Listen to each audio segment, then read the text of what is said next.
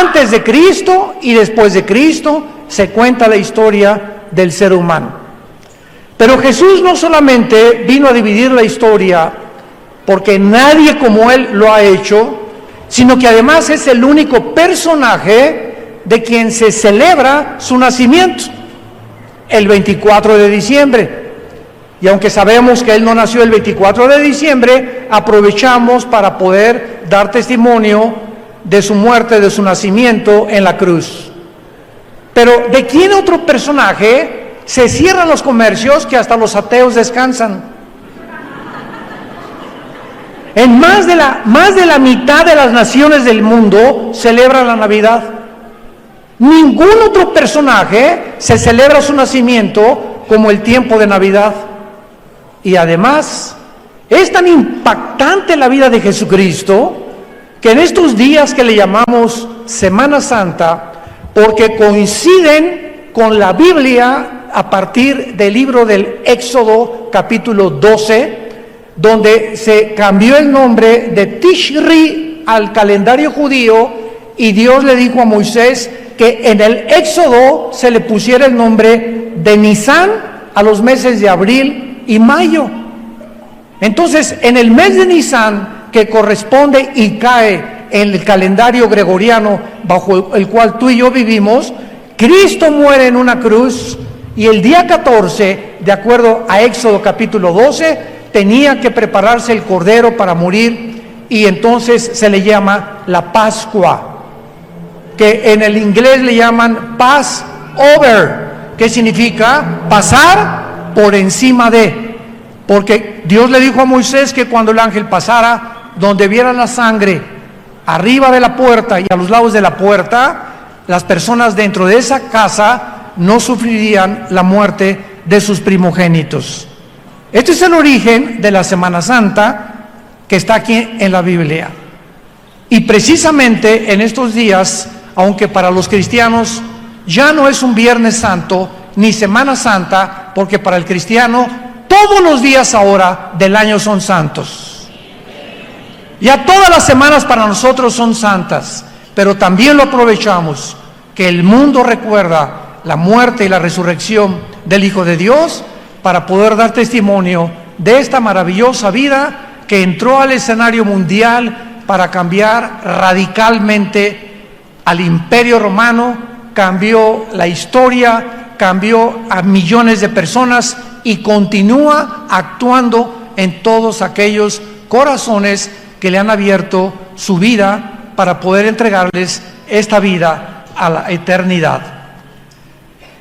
El capítulo 53 de Isaías es el capítulo más excelso, más magnífico, más esplendoroso. El capítulo 53 de Isaías no tiene comparación en todo el Antiguo Testamento, porque describe al pie de la letra que ese hombre llamado Jesucristo, que entró a vivir a un esperma. Dios, el creador del universo, entró a vivir a una célula humana. Síganme con mucho cuidado, se les van a fundir los fusibles. Dios entró y se hizo chiquito en el lugar más microscópico del ser humano. Ahí entró para crecer dentro del vientre de una madre durante 9 meses.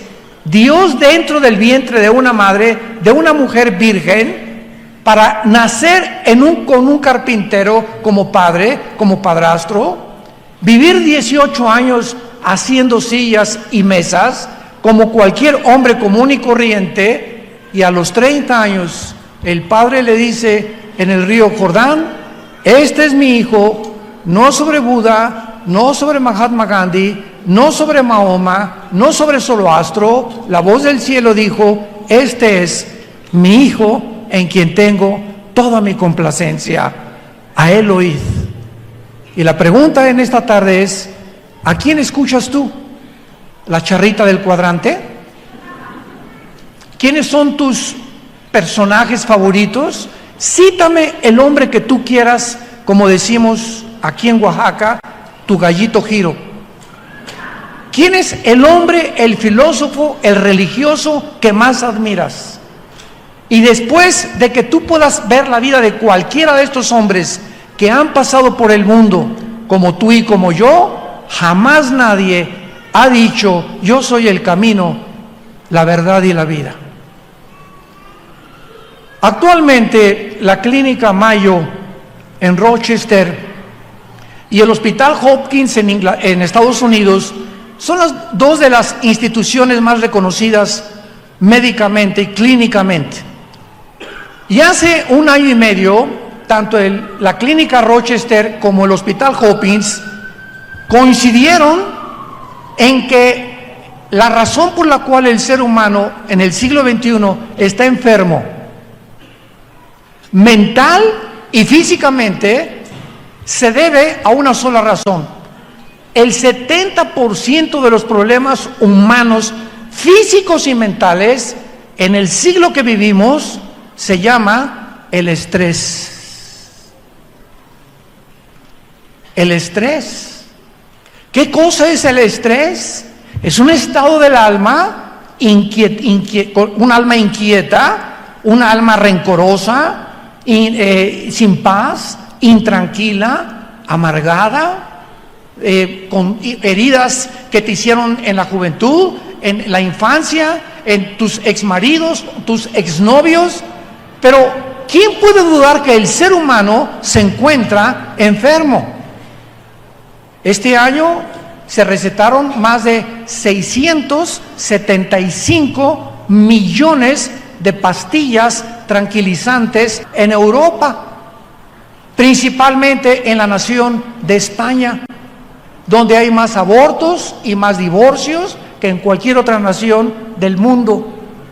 Entonces, el ser humano tiene un problema tremendo porque hemos alcanzado la luna. El siglo XX fue el siglo donde más descubrimientos científicos y avances tecnológicos logró el ser humano. Jamás en la historia habíamos experimentado lo que descubrimos en el siglo XX. 1905 comienza el primer carro Ford a caminar a 30 kilómetros por hora. 1907, 1908, los hermanos Wright norteamericanos comienzan a volar o a intentar volar en el espacio. 1929, Alejandro Fleming descubre la penicilina. 1943-44, los doctores Oppenheimer y Enrico Fermi descubren la fisión nuclear, bombardeando el uranio 235 y produciendo las primeras 2 bombas atómicas que soltaron en Nagasaki y Hiroshima en Japón.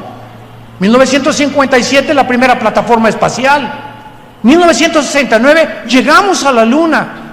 1971-72, comienzan las redes de internet y el celular. Y llegamos ahorita al siglo XXI, en el año 2019. ¿Qué nos sorprende? Vean a los chamaquitos de 4 o 5 años con la iPad y con su iPhone. Ahí están, dale, brincan y le cambian. Cuando yo era niño jugábamos a la matatena, al trompo, al trompo callado le llamábamos, a las canicas. Veíamos a las muchachas, ¿verdad? Y las muchachas a lo mucho se pintaban un poquito, parecían maripositas así, y adiós desde lejecitos, y nosotros ni caso les hacíamos. Estamos en un mundo que ya perdió la brújula, un mundo desquiciado, donde nadie sabe realmente cuál es el camino. Y Jesucristo vino hace 2000 años y nos sigue llamando que nos volvamos a Él. Él es el camino, Él es la razón por la cual tú y yo nacimos. Y mientras tu vida no está en Jesucristo, escúchame, seguirás de hombre en hombre, de mujer en mujer, de botella en botella, de teatro en teatro, de divorcio en divorcio, buscando siempre y sin encontrar. Porque esta vida no tiene nada que ofrecernos más que desilusiones, tristezas y frustraciones. Cuando Dios presenta a Jesucristo en el capítulo 53, nos presenta a Jesucristo anteriormente como un siervo, porque a eso vino Jesucristo. El Dios creador nos viene a lavar los pies, a hincarse y a lavarnos los pies y mostrarnos que la humildad es la virtud más grande del ser humano. La humildad. Y la antítesis de la humildad es la arrogancia, la soberbia, el demandarle a Dios: ¿y tú por qué permites los tsunamis? ¿Y por qué permites los terremotos? ¿Y por qué permites esto y el otro?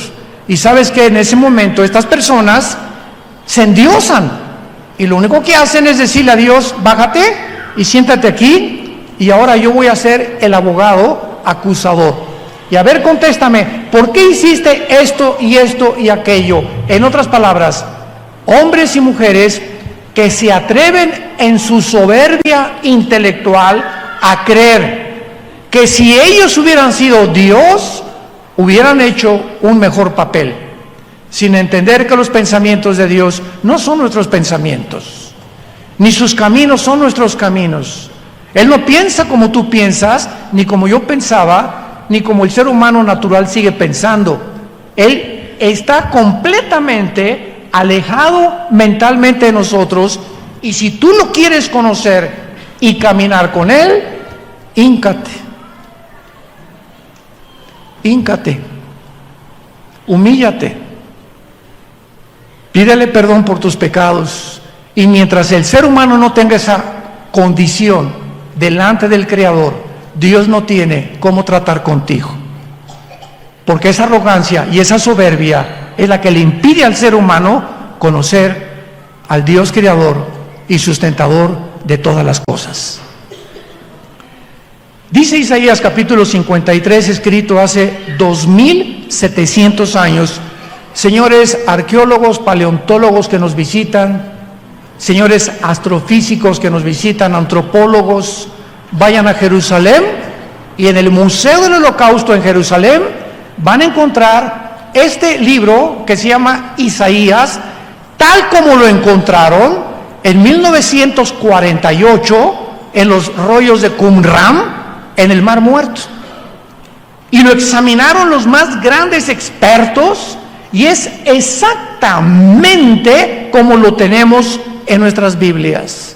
Ahí está el libro de Isaías completito con otros libros de la Biblia, mostrándonos lo sobrenatural que es este maravilloso libro que se llama la Biblia. Entonces estamos leyendo algo que sucedió hace 2700 años, o sea, Isaías escribió 700 años antes de que Jesús naciera, y el capítulo 53 lo escribe, noten ustedes, todos los verbos en tiempo pasado. Versículo 3: despreciado y desechado entre los hombres, varón de dolores, experimentado en quebranto, y como que escondimos de él el rostro, fue menospreciado y no lo estimamos. Todos los verbos están en tiempo pasado. Qué interesante. Ciertamente llevó, pasado, él nuestras enfermedades, sufrió nuestros dolores, y nosotros le tuvimos por azotado, por herido de Dios y abatido. Mas él, herido fue por nuestras rebeliones, molido por nuestros pecados. El castigo de nuestra paz fue sobre él, y por su llaga fuimos nosotros curados. Todos nosotros nos descarriamos como ovejas, cada cual se apartó por su camino, mas Jehová cargó en él el pecado de todos nosotros. Vemos nosotros que aquí se le llama a Jesucristo el siervo de Dios, despreciado y desechado entre los hombres. En el capítulo 42 de Isaías, versículo 1, el Espíritu Santo había comenzado a preparar el camino para la presentación del capítulo 53 de Isaías. Y dice Isaías 42, he aquí mi siervo, yo le sostendré, mi escogido, en quien mi alma tiene contentamiento. He puesto sobre él el Espíritu y traerá la justicia a las naciones. En este versículo 1 hay 2000 años de diferencia. Está mencionando el Espíritu Santo que Cristo era el siervo de Dios, el escogido de Dios, en quien el Padre tenía su contentamiento, que traería el Espíritu del Padre, pero dice que traería la justicia a las naciones, lo cual fue 2000 años después de su muerte. Entonces, cuando venimos a la Biblia, leemos que en un solo versículo puede haber 2000 años entre dos frases, entre dos oraciones. Y cuando tú profundizas, comienzas a descubrir estos misterios que Dios esconde para que entendamos verdaderamente su voluntad. Llegamos al capítulo 52 de Isaías, que es la anticipación al capítulo 53, versículo 13. Y en el capítulo 52, del 13 al 15, se describe antes del siervo sufriente lo que él iba a hacer. He aquí mi siervo será prosperado. En otras palabras, Jesús cumpliría su misión. En Juan 17 Jesús dijo, antes de morir: Padre, encomiendo tu espíritu, glorifica a tu Hijo como yo te he glorificado, he acabado la obra que me diste. Estaba listo para morir, había cumplido, y es lo que significa que sería prosperado. Será engrandecido, exaltado y puesto muy en alto. Aquí nos está hablando de su resurrección y de su ascensión. E inmediatamente el versículo 14 nos menciona que Jesús, antes de poder ayudarte y antes de poder ayudarme y antes de poder cambiar nuestra situación y revolucionar a los seres humanos, Él tenía que sufrir, porque vivimos en un mundo de pecado.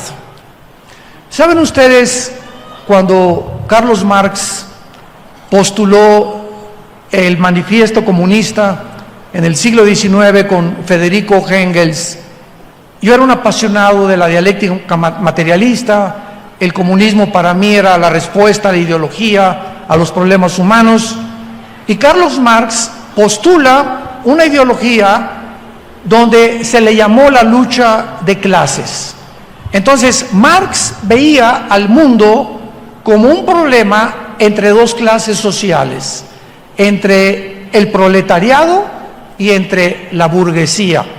Y de acuerdo a su mente, él era judío, Carlos Marx, de acuerdo a su mentalidad, él estableció y postuló esta tesis: si el proletariado derriba a la burguesía, o sea, si los pobres dejan de ser pobres, quitándoles a los ricos lo que ellos tienen y tomando los pobres en lugar de los ricos, la sociedad tendrá justicia.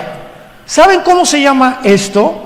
Sin que yo me hubiera dado cuenta en aquel tiempo, y como la mayor parte de las gentes que han abrazado esta ideología no lo saben, se llama robo calificado.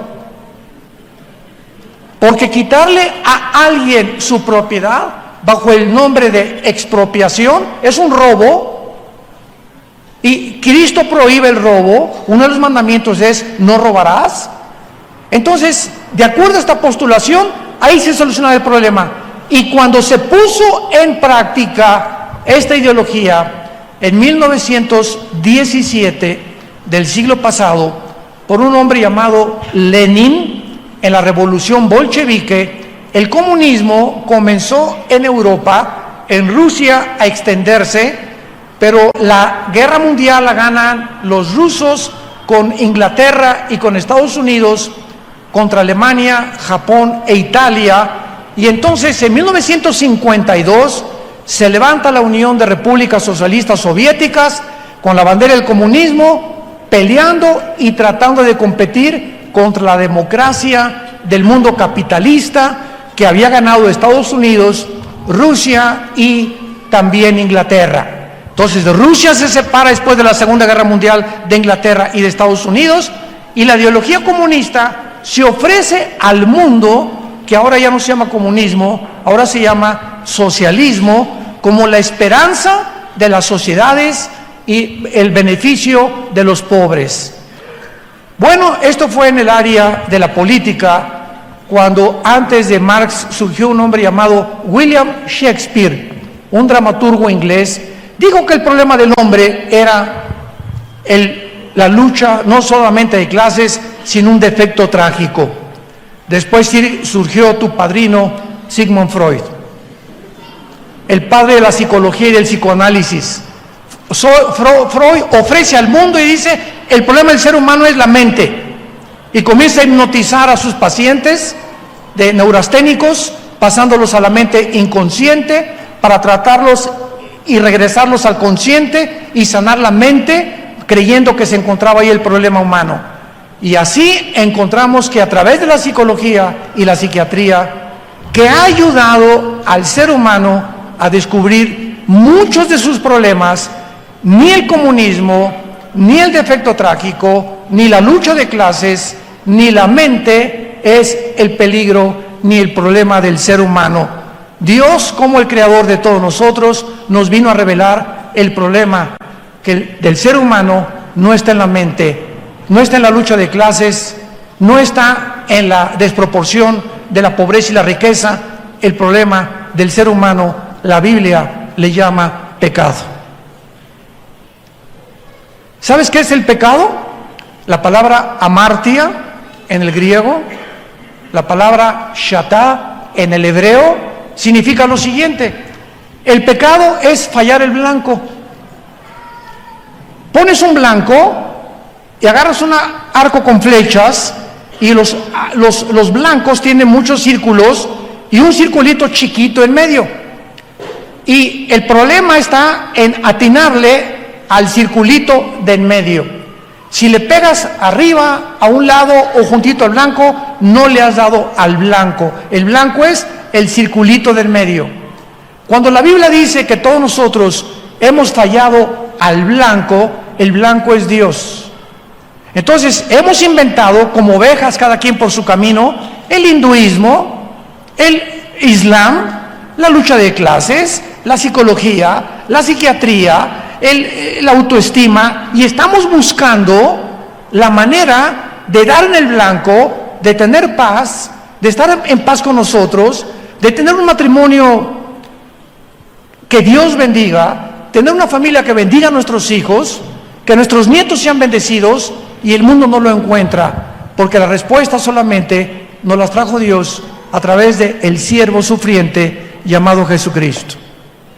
Miren lo que dice Isaías 53, versículo 14.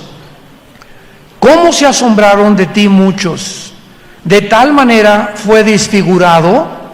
O sea, cuando Cristo estaba en la cruz, era un guiñapo humano. Cristo en la cruz era un monstruo, irreconocible.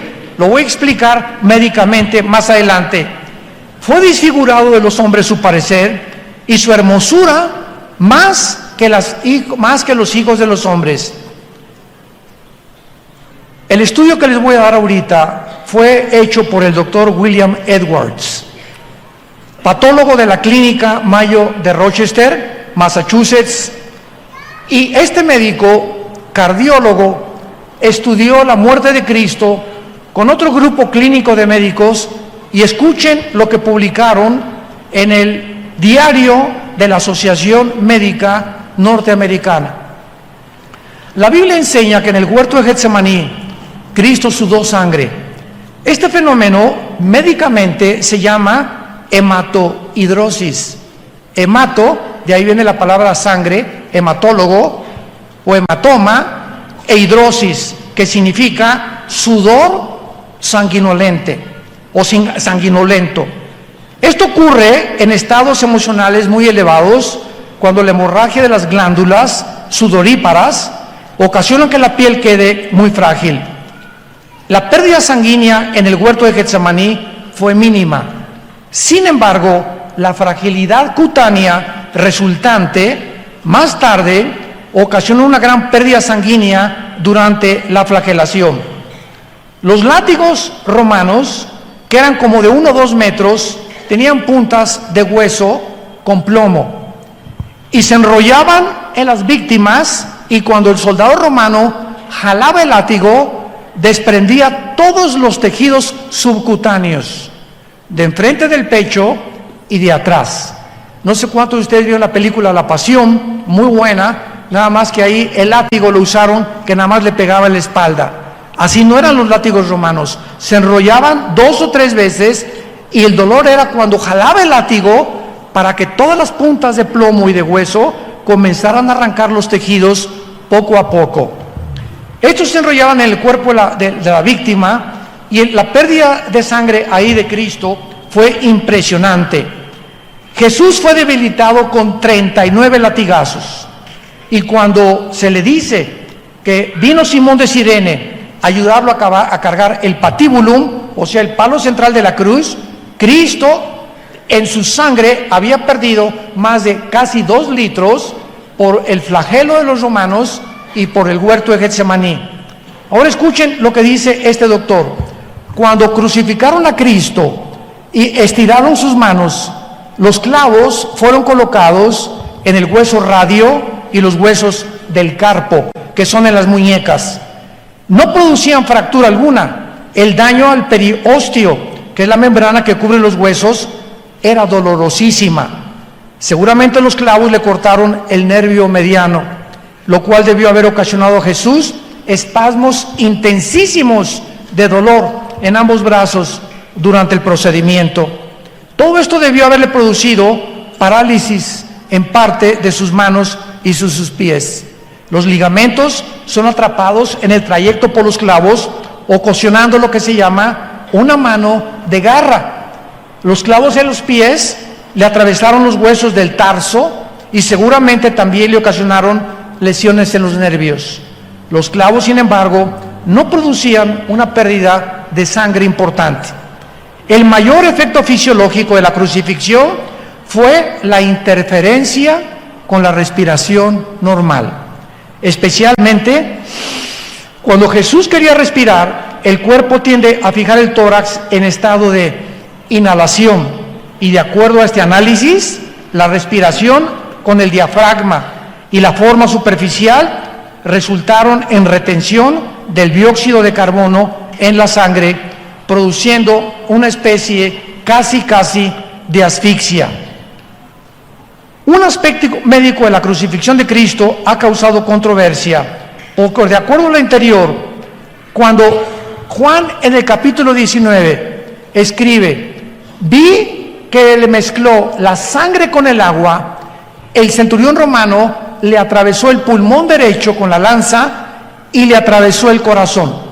Y cuando Juan escribe en Juan 19, versículo 34, vi salir una gota de agua y sangre, los cardiólogos del siglo XXI dan testimonio que cuando se mezcla la sangre con el agua es porque hubo una rotura del pericardio. El pericardio es una capa que envuelve nuestro corazón y este líquido correspondía al líquido pericárdico y la sangre a presencia de sangre en la cavidad pericárdica. El corazón está formado por el endocardio, después una capa muscular llamada el miocardio, forrada por el pericardio, que consta de 2 capas, el pericardio visceral y el pericardio parietal.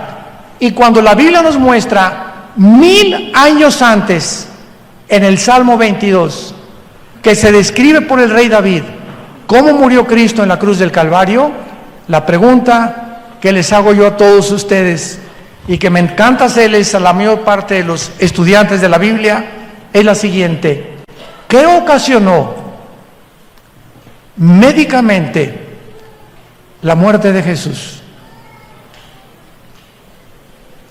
Regularmente, los que eran víctimas de la crucifixión se acercaban a los soldados y les rompían las rodillas.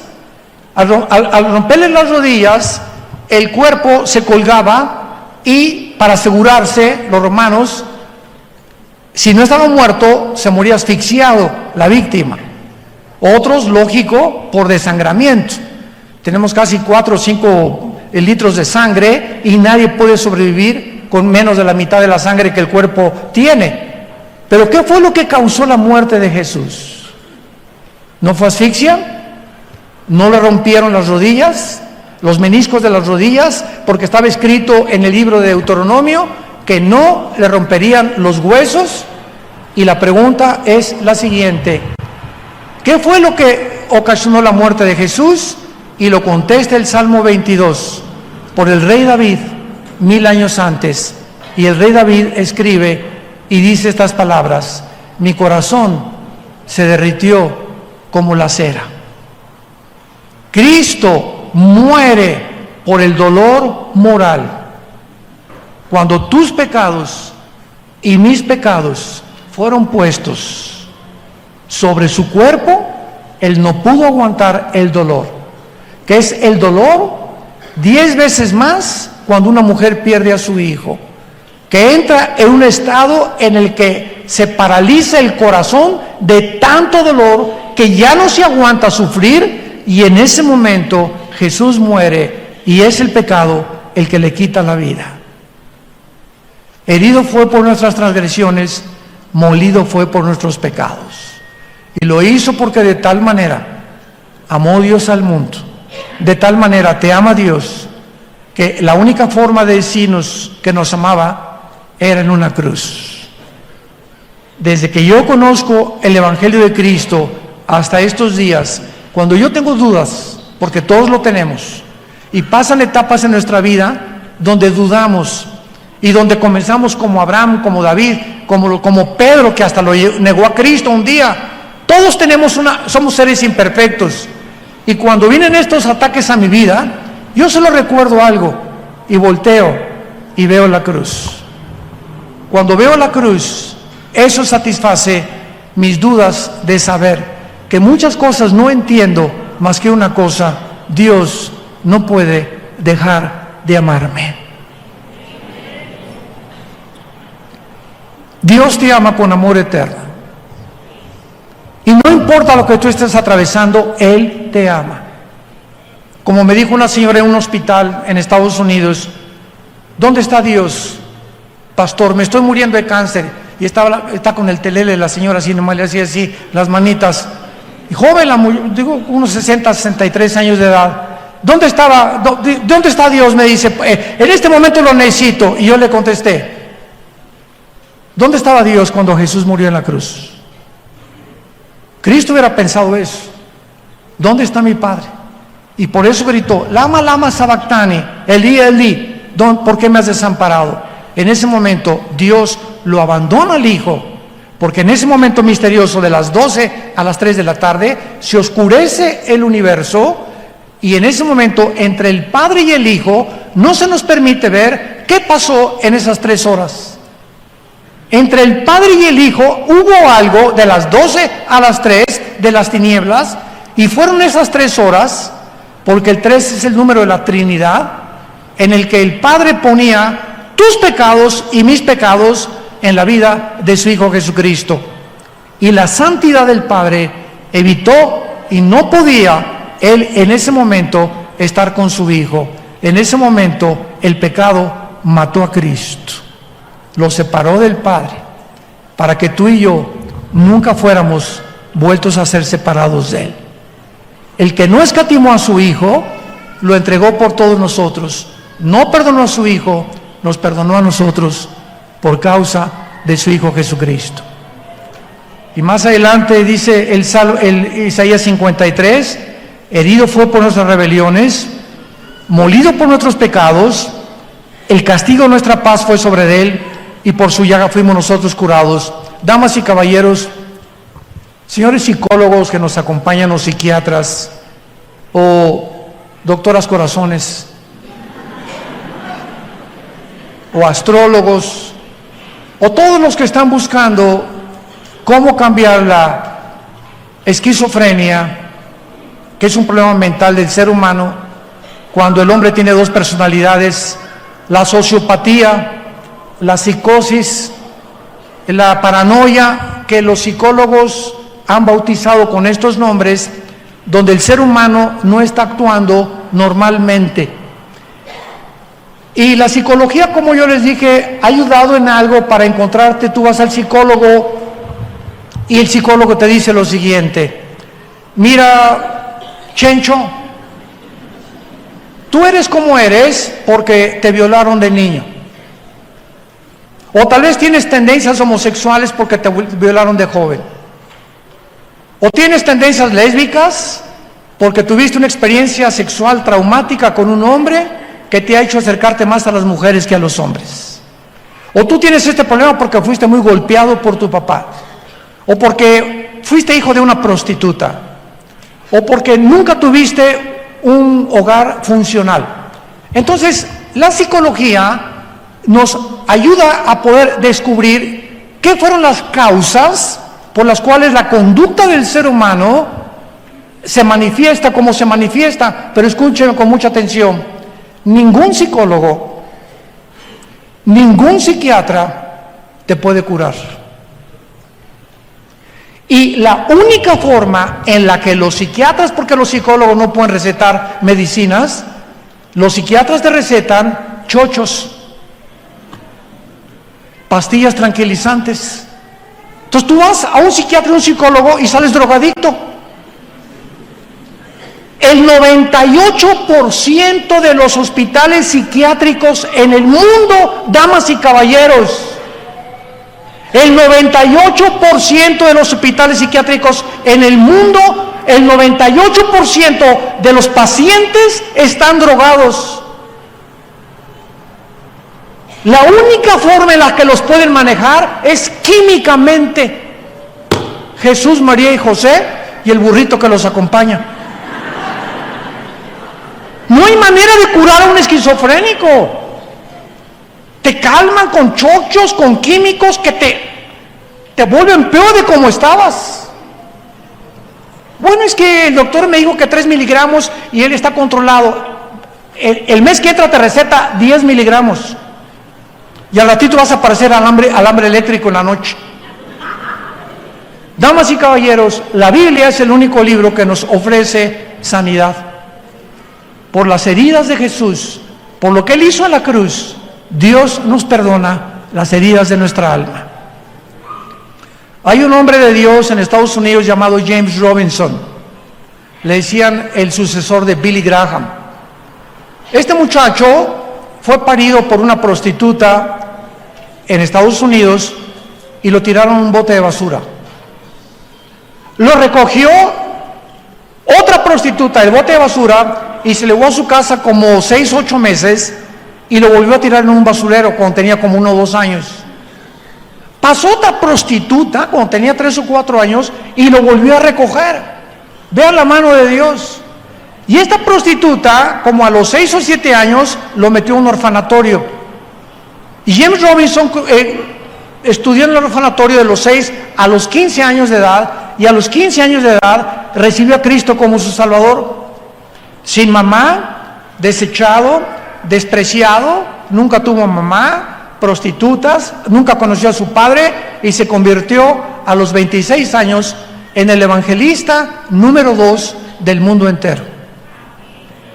Y sigue viviendo en Dallas, Texas, en la iglesia de Gateway se llama, como uno de los pastores principales y uno de los más grandes hombres de Dios que el mundo ha conocido.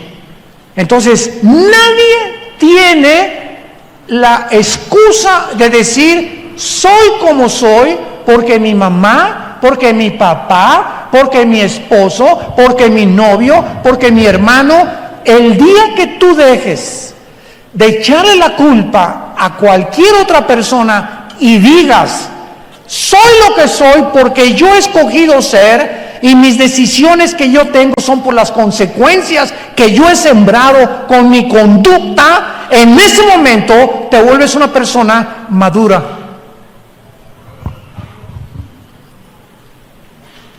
¿Qué es la inmadurez humana? Cuando el ser humano siempre le sigue echando la culpa a algo o a alguien. Y mientras tú mantengas esa actitud, y hay personas de 60 años que parecen chamaquitos de 10 años, nunca han madurado, y por eso emocionalmente te descompones, porque las neuronas del cerebro funcionan de tal manera y están conectadas eléctricamente en la neurología, que si tu estado mental de estrés, de angustia, de rencor, de odio, de intranquilidad, de que no duermes, de que no tienes paz, no puedes ser una persona normal. No tienes una brújula ya. Y si tú te casas con una persona así, o tienes hijos, o tienes un negocio, nunca vas a prosperar. Y a lo mejor vas a ganar el mundo y vas a ganar dinero, pero interiormente vas a vivir miserable, con un vacío tremendo en tu corazón, porque solo Jesús lo puede llenar. A eso vino Jesucristo a morir en una cruz, a darnos la medicina por el pecado. Para que si alguna persona dice, ¿y yo qué culpa tengo de que he heredado una infección de pecado desde Adán y Eva? Yo te contesto muy fácilmente. Dios creó al mundo en una balanza, ¿ok? No había pecado, no había maldad. Hubo una primer pareja llamada Adán y Eva que inclinaron la balanza hacia el mal. Entonces, desde Adán hasta nuestros días, nacemos con la inclinación hacia el mal. Y de eso dan testimonio un niño de 2 o 3 años, es el dictador número 1 de su casa. Los niños, ven los berrinchudos que son, nunca les enseñamos a los niños a portarse mal, ¿o sí? ¿Por qué? Porque el mal ya lo traen, de acuerdo al diagnóstico de la Biblia. Entonces, el ser humano ha criticado a Dios. ¿Yo qué culpa tengo? Entonces Dios, para callar la boca y para que la justicia de Dios fuera al mundo entero y nadie lo culpara de injusto, Dios manda a su Hijo a nivelar la balanza. Un hombre nos hunde, otro hombre nos salva. Y desde Cristo a nuestros días, como dice el cuento del granjero que metió el fuego a quemar las calabacitas de su cosecha, y una calabacita que nació chueca, le dijo, ¿por qué me vas a mandar al fuego si yo no escogí nacer chueca? Y le contesta el granjero, no te vas al fuego porque naciste chueca, te vas al fuego porque no te quisiste enderezar.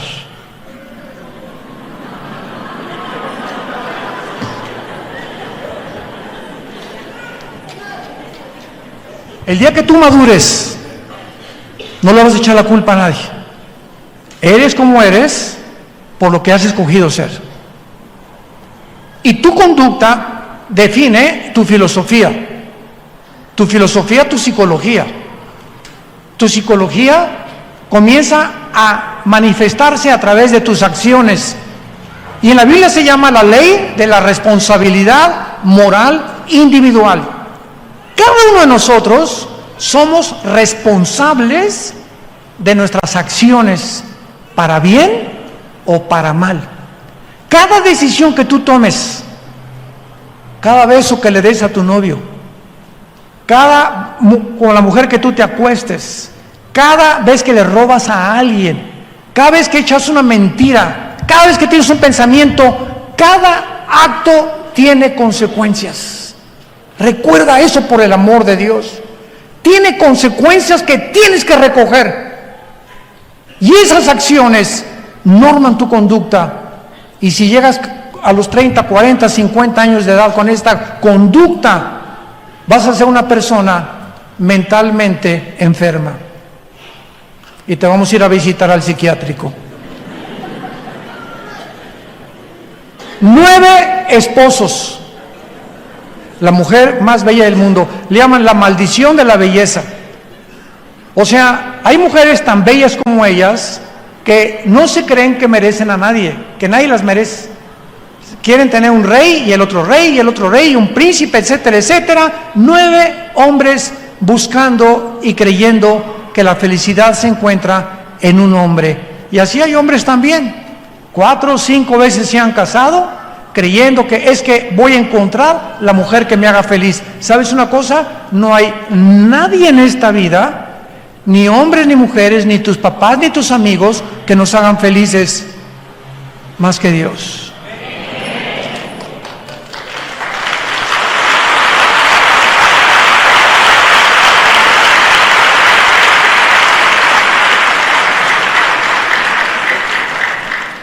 Y esta es la razón del primer mandamiento. Amarás a Dios con todo tu corazón, con toda tu alma, con todas tus fuerzas. Yo le dije a Dios hace algún tiempo, ¿serás un ególatra, Dios? ¿Eres tan egoísta que nada más tú? ¿Por qué nada más no puedo amar a mi novia con todo mi corazón? ¿A mi esposa? ¿A mi perro Fido? Y cuando pasó el tiempo, estuve orando y así la respuesta fue impresionante. Y encontré en la Biblia que si nosotros amamos a Dios y Él es la razón de toda mi existencia, de todos mis sentimientos y de todas mis emociones, mi esposa algún día tiene que morir. Tu esposo tiene algún día que morir. Nuestros hijos son prestados. El dinero va y viene. Y si en el momento que tú tienes la pérdida de tus seres queridos o el fracaso de tu negocio, si tú estás centrado en Dios y tienes comunión con Dios, aguantas y sigues viviendo porque Él es tu sostén. ¿No era tu esposo? ¿No era tu novio? ¿No era tu esposa? No son nuestros hijos, Él es. Y por eso nos manda que le amemos con todo el corazón, porque a Él nunca lo vamos a perder. ¿Cuánta sabiduría se encuentra detrás de los mandamientos de Dios? Dice el rey Salomón, todas las razones de mi boca son justas. No hay en ellas nada torcido ni perverso. A los que las aman es porque han tenido entendimiento, y los que han entendido entendimiento tienen sabiduría porque son razonables a su corazón. Proverbios capítulo 8. Todo lo que Dios nos dice tiene una razón y una sabiduría.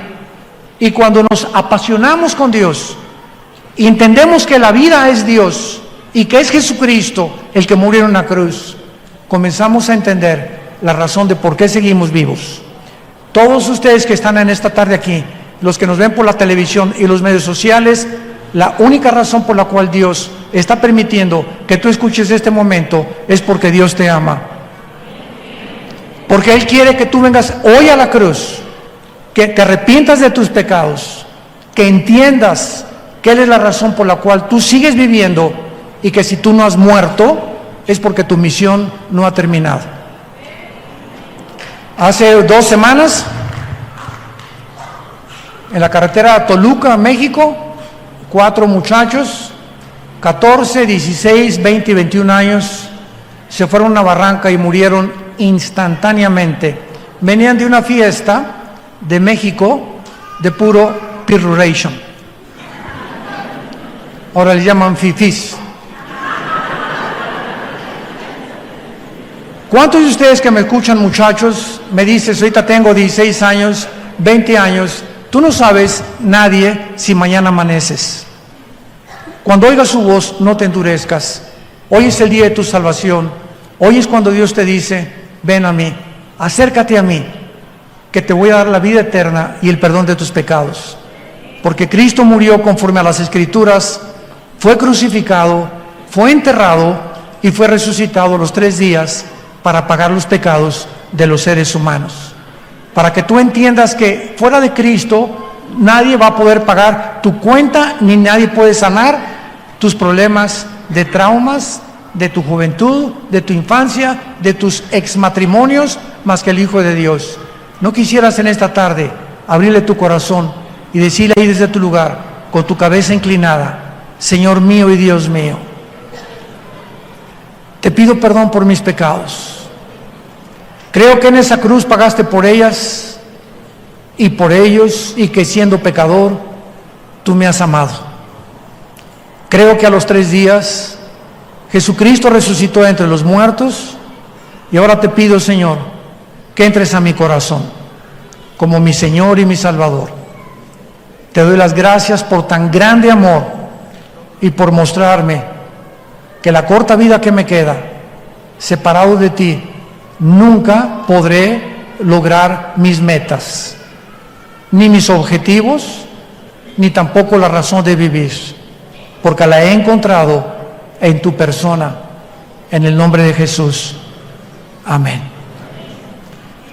Gracias a Dios por este libro maravilloso. Gracias a Dios por la palabra de Dios. Gracias a Dios.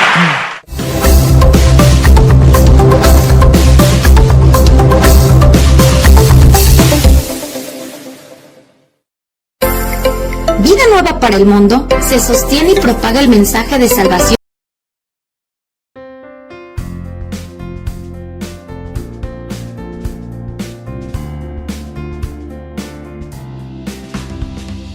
Every little thing related to you make me smile.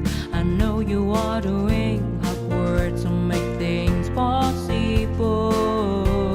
I want to let you know that I am with you and I will be forever. Every little thing related to you make me smile. I know you are doing hard work to make things possible.